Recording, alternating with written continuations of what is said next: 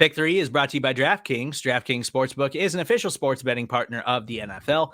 Download the DraftKings Sportsbook app today and use code SBNNFL for a special offer when you sign up. That's code SBNNFL only at the DraftKings Sportsbook. Again, we pick one quarterback, one running back, and one wide receiver that we want to build our lineups around. Try to make sure we can win some money in the divisional round this weekend. Try to get you guys some of that value in your lineup. Kate, kick us off with your pick 3 quarterback. All right. We talked about him earlier. I'm going with Joe Burrow here. Joe Burrow has just been on an absolute tear. And I do think that if they want to advance in this round, this game's going to be on his back. Coming in at $6,600 this week just feels too low, too darn low for a quarterback that ranks 3rd in fantasy points per game since week 15. He's only behind Patrick Mahomes and Josh Allen in that metric. In that span, ranks 3rd in passing yards, 1st in passer rating among NFL quarterbacks. I think this is a delicious matchup. Tennessee, if you look at their fantasy points allowed to opposing quarterbacks down the stretch, doesn't look great. But then when you look at their opponents, you kind of see why. We had Tyrod Taylor, Mac Jones, Trevor Lawrence, Ben Roethlisberger. These are the opponents they face down the stretch. I think that this Tennessee defense is absolutely exploitable in their secondary, and Joe Burrow, this is going to be his game. Yeah, we saw that week 18 matchup where Davis Mills and Danny Amendola carved up this secondary. So the dynamic duo. Yes. 36-year-old Danny Amendola that I did not know was still in the NFL just went absolutely nuts against this secondary in week 18. Danny Amendola didn't know that he was still in the NFL until he exploded against the secondary. So I think we're going to be just fine. Yeah. He was like, what are you talking about? You want me to play today? He did just fine. I love it. I think Joe Burrow, little Joey's going to have himself a day. Yeah, Joey B is going to go nuts this weekend. My pick 3 quarterback is Matthew Stafford. I already mentioned Stafford was efficient enough last week to build my confidence in him. I really like what he did against the Cardinals. Even though he only threw the ball 17 times, he was super efficient, and he carved up their defense when he was given an opportunity to do that. At $6,200, he feels like a steal to me. I think this is a game where they just have to attack the Buccaneers secondary, and I think they're going to throw the football quite a bit more than they did against the Arizona Cardinals. The Bucs run defense is good. It hasn't been as dominant recently, but it can still give you some problems. So I think the Rams are really going to try to attack this Bucs secondary down the field.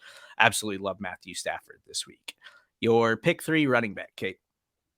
All right. I'm going to go with Jerick McKinnon coming in at $4,800 this week against the Bills, which has been kind of an exploitable matchup on the ground. I think he's the perfect contrarian play, especially with the return of Clyde Edwards-Helaire.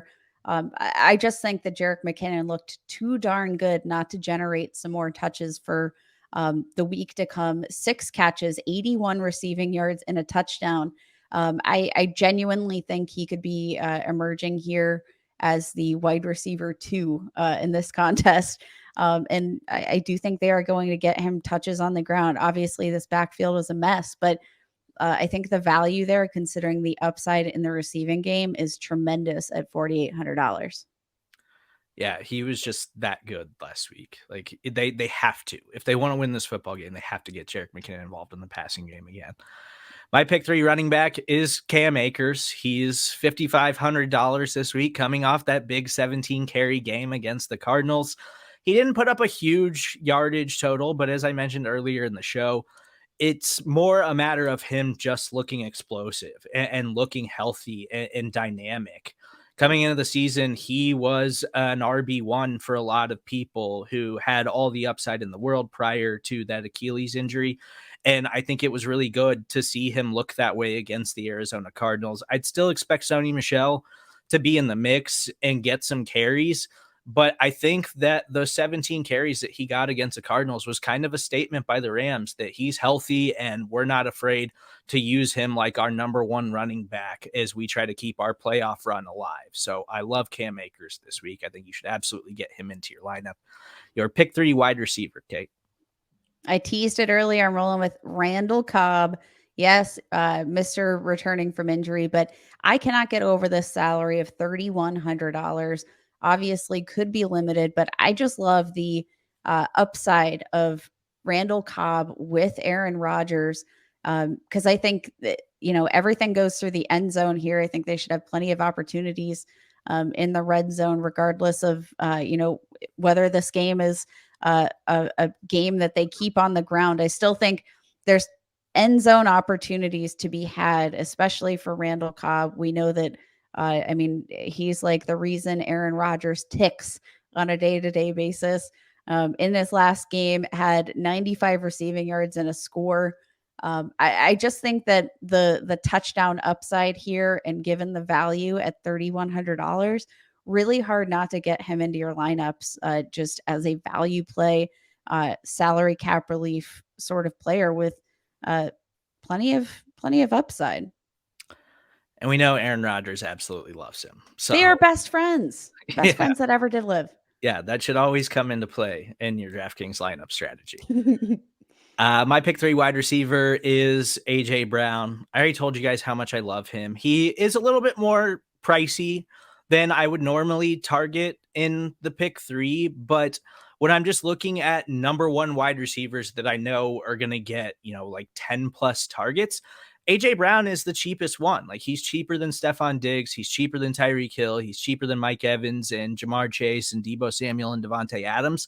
So I think there's value in that because he's going to be the guy that Ryan Tannehill targets. I don't know what to expect from Julio Jones, but I know that a healthy A.J. Brown is a really good football player, and I think the Titans are going to have to throw in this football game. So he's going to have a monster game for Tennessee to try to sneak past the Cincinnati Bengals. So I absolutely love A.J. Brown this week.